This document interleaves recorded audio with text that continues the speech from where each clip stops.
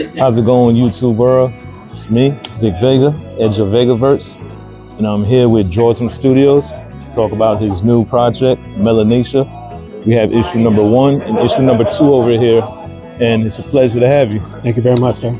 Absolutely. Appreciate it. Yeah, so I'd like to ask you about, this is a great idea. Like, I've read both issues. I'm still finishing up issue number 2, but it went from some sophisticated science, but also like political, near future, I would say, and it goes into some action as well. Yeah. So what inspired you to create this story, and also, well, I'd like to know about your artistic roots as well. Okay.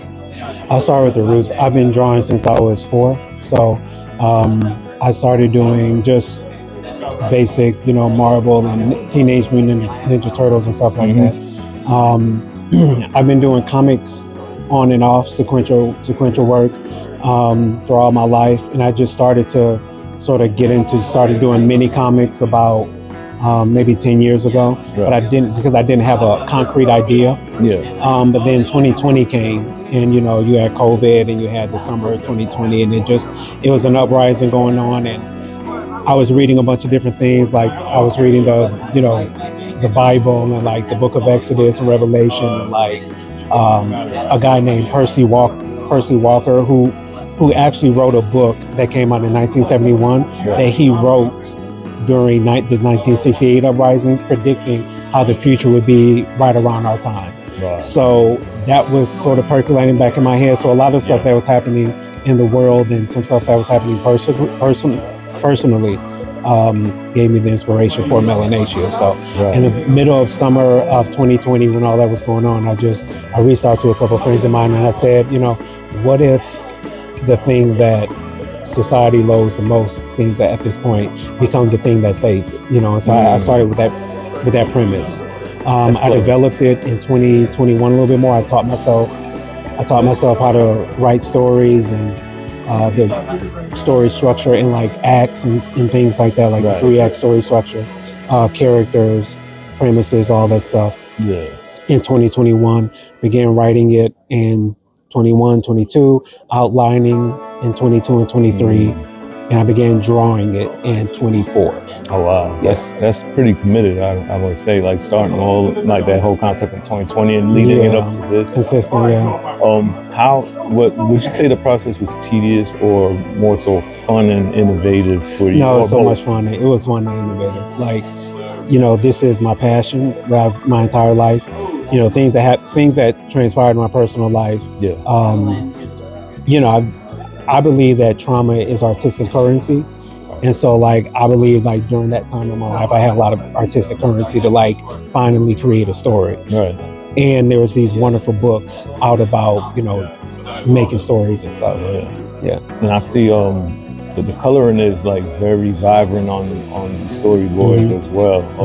Looks amazing. How did you link up with the people that's on your team as far as for creating the book, the colorists, letterers? What kind of networking did you do that you met these people and made it possible? Well, in 2022, I fell in love with a comic book called The Many Deaths of Layla Starr, and I was blown away by that one. Yeah. I was blown away by the colors on that one. Yeah. I couldn't really get in contact with the actual colorist, so I came into contact with do you know what they do before the coloring? Like the flat coloring process? The flatter. Yeah. So this was her first time. I reached out to her, and she gave me a couple initial images. She gave me a lot of these initial images, like 3 or 4 of them. They're great. I fell in love with them, so I decided to use her for the first issue. She got really busy later on, so I had to go to a guy named Juan Gutierrez, who I actually met on Fiverr. Yeah. Yeah. That's dope, because I gotta say the quality is very impressive on both issues. I love how the color pops out. The story's fantastic.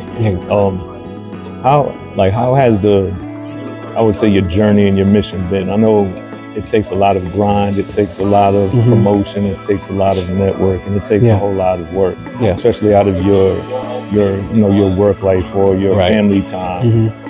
How's that been for you? Creating the art itself is the passion part. So I love that part. I could do that, all day. I do it, I do it every day after I get home. Just like somebody watches TV when they get home, like I create, and I draw this every day. Right. So that's been really easy. I've been very disciplined about keeping to my schedule. I try to get 2 pages done a week, along with like side jobs and main jobs and all that stuff. Right. But the grind has really been in the the promotion of it, because Right. I don't really know what I'm doing. I've never done this before. Right. I like meeting people like you and other comic people has been great, because their personalities are great. We all love the same thing. Right. And you just learn from these different people. Absolutely. Yeah. You never know who you come across the journey, people that might have certain ties, connections. Yeah. But I mean, that's great too. But that's great. But just, I don't know. You learn, because this is my first comic book. So I'm learning about comics through the readers and the feedback that I'm getting and what they like. Right. And how they see things. And, it's really helping me out as an educational tool, Right. Yeah. And, how far, like, you would say, writing wise? I know actually, I think the writing process is completed. The already. writing process is complete. Yeah, I finished it. The story in like winter of 23, and I put together the comic script in by May of 24. Oh, okay. Yeah. And more so, I would like you to tell the people what the book consists of, what it's about. Okay. And elaborate on that. Okay. Well, it's a political sci-fi apocalyptic thriller about a biologist who comes up with a serum to increase melanin production in lower emelanated people, because in the year 2048 there is a birth defect crisis caused by the excessive UV ray of the sun. So there's birthing issues that are happening because of that. So to help, people have children around the world, he comes up with the serum. He goes to different political systems to try to get it to work, but he just finds out that systems on both sides just want to exploit him and the people with the serum. So he goes off on his own. So yeah. That's a hell of a storyline, I gotta say. And what I like about it is, like, no matter what type of fan you are, whether you're a sci-fi fan, into cultural politics, or just real life scenarios, and also action. Like, I would say this book has it all. Like, I've been entwined with it, I've been enjoying it, and I thank you all as well. Do you, with the outcome of how you've gotten this book into fruition, do you have other stories and like ideas that you would like to start getting into, like after Melanatia is completed? Well, all I can think about is melanin. Like that, it consumes my mind every day for the last 5 years. So that's all I know. But in creating it, I do think about like how this event, this sort of cataclysmic event, would affect different types of people in the world. So I want to do something to make it.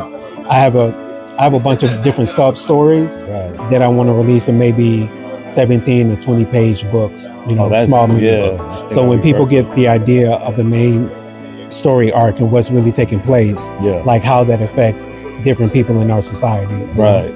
I think that's clever. Yeah. I mean, there's so many things and so many branches that could come from Melanatia, one-shotters and other story arcs. So I think that would be definitely a way to go. Thank you. And what do you see as far as like taking Melanatia, like issue number 3 and 4? Are you just building up their awareness? Well, one is world building. 2 is the action. One is world building and inciting incident. 2 is very action oriented. The characters at that point.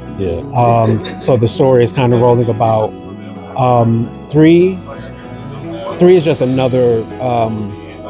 It's another, like, because the thing is the main arc of the story is like the science. Right. So he's trying. It's like if you're playing a game, you want to. You're going back and forth. Right. So that's 3 is about the creation of.